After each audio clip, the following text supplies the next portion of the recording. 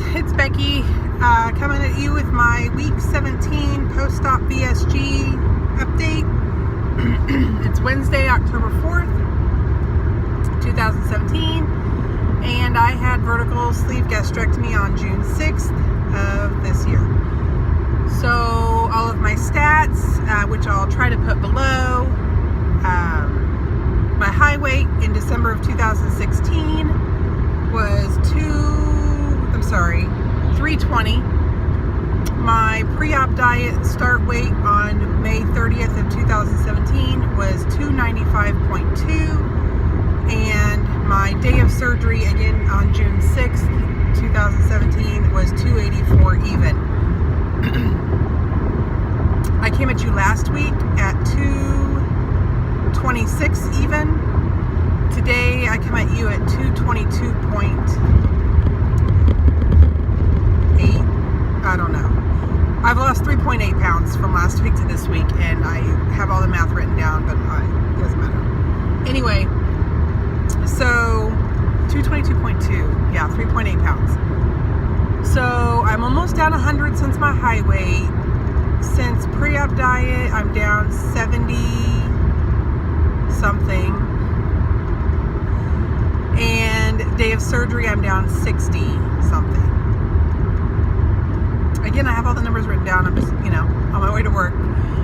Anyway, so I have had some issues this week. I had an interview last Wednesday, I believe it was, for a part-time position at my favorite wholesaler, Costco, and it went really well. I went back for a third interview, and they wanted me to meet with their HR team, but in the end, they were trying to get hours out of me that I really wasn't comfortable with. They had initially offered me 5 a.m. to 10 a.m., which was perfect, but then they kind of wanted to change that to 5 p.m. to 10 p.m., and those hours just were not something that would be working for me. So I'm sad, because I was really hoping for that position. I would have really enjoyed that. So that was a bad turn, and I found that out on Thursday or Friday. Also on Friday, there was a tragic incident at my son's high school. A senior, one of his classmates, killed themselves in one of the bathrooms early in the morning, just after school had started, and they let everyone go. And it's amazing the feelings you feel, the emotions you feel, even when you don't know the person personally. I don't know the person at all. Never heard of this person. In fact, my son thought it was a sophomore, but it turned out to be someone in one of his classes. But he didn't even know them. And I guess upon initial rumors, obviously he knew them if they were in his class. But anyway, so that brought up a whole lot of sadness for me and uncomfortable situations, because I then had to have conversations with all of my kids about, it's okay to be sad, it's okay to be angry, just don't get to the point where you want to hurt yourselves. And having those conversations was very stressful for me, because I'm an emotional person. And under normal circumstances, when I'm sad, I feel like there's a big void in me, and I have to fill that void, and I fill it with food. Obviously, I can't do that now, or I try, and I make myself, uncomfortable. So I had a few days of poor eating choices. Then I found out I'm supposed to have surgery tomorrow to have my gallbladder removed. They called me to get my payment for the surgery, and I'm like, well, what do you mean? And she's like, well, we have you down as self-pay. I said, no, I was self-pay for my bariatric surgery, but this gallbladder should be under my insurance. Out of curiosity though, how much is it to have my gallbladder removed for self-pay? $900. That's not horrible, I guess. I don't know what the going rate is. So she was going to go run my insurance information and call me back. She calls me back. And because I haven't met my deductible for my out-of-pocket expenses, my cost for the surgery was $1,300. Mind you, self-pay was $900. I was like, I'm canceling my surgery and I'll schedule it next year. And if I have to pay $1,500, then that's fine. I'll pay the $1,500 and then all my medical expenses for the rest of the year will be paid for. So that's what I'm doing. I'm going to stick it out until sometime early next year and then I'll reschedule. So traumatic. I did have a bright light on me at one point. I think it was Saturday night or Sunday. It doesn't matter what night it was.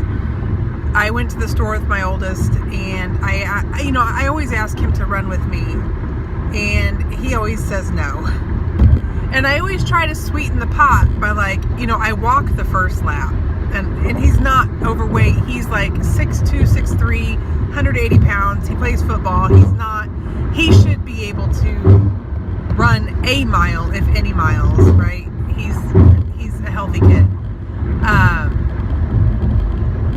So I walk the first lap and I run the second lap, which totals just over 3 miles. And he's like, why don't you just run all of it? And I'm like,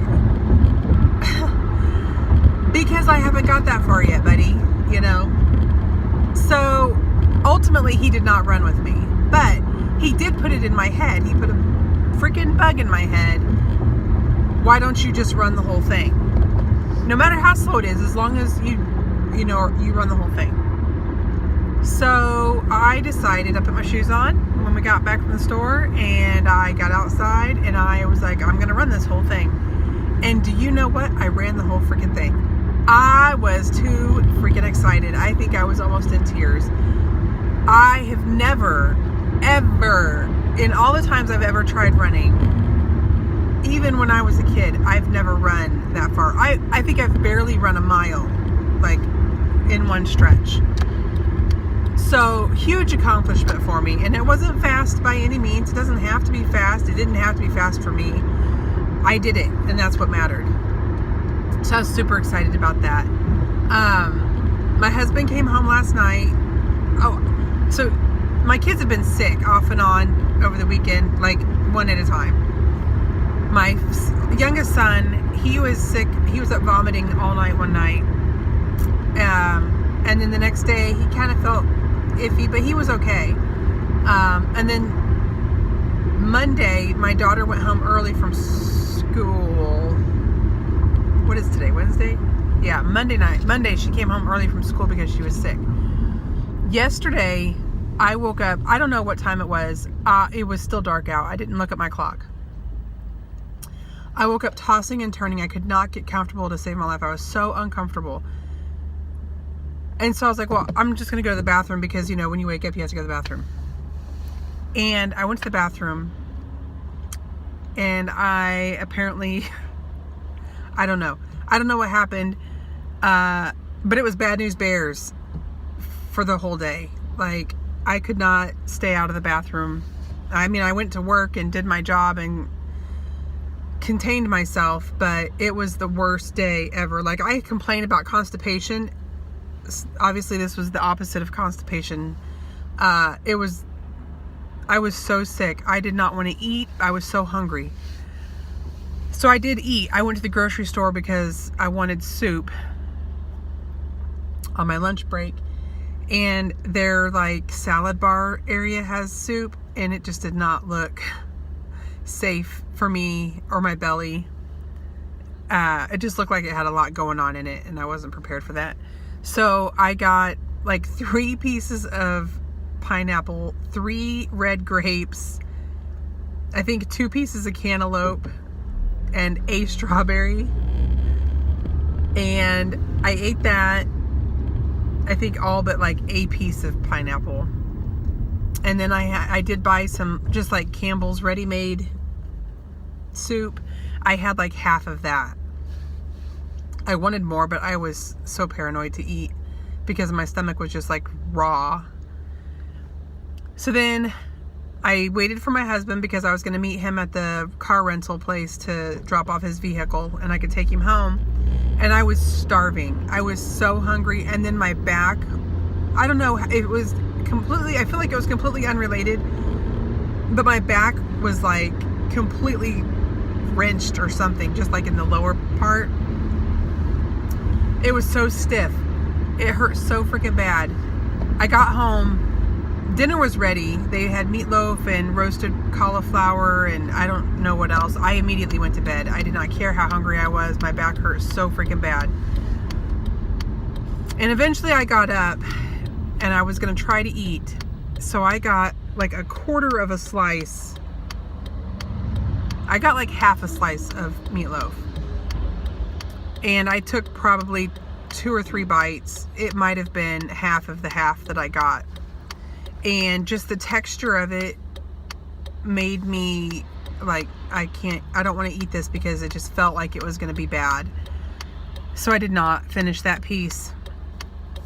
And then I went to the living room and I stretched like cat and cow yoga type stuff, just like basic, just to stretch my back and my legs. And I felt better. I ended up going back to the kitchen to get an orange, and I ate my orange, which that almost put me over the top. Like, it was way too much. Food-wise, volume-wise, it was too much.